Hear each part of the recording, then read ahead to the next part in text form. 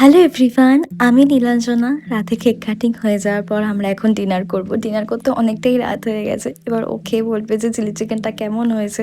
ওর মুখ থেকেই শুনে নাও।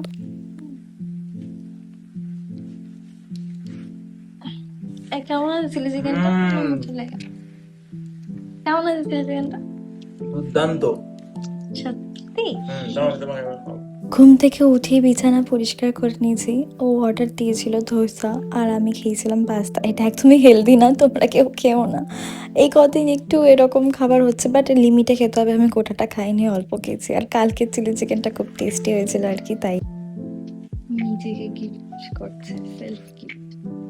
কি এটা? কোন কোনটার নাম বলো? স্যামসাং গ্যালাক্সি S24 26টা আমার ঠিক পছন্দ নয়, 25টাই গেছি।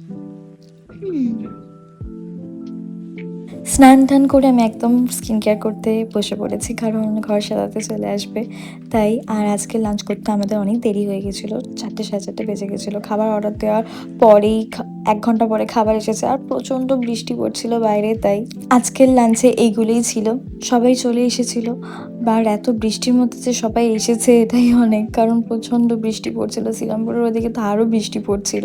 আজকের দিনটা খুব ভালোভাবে কাটলো। তোমাদের সাথে দেখা হচ্ছে নেক্সট ব্লগে। টাটা।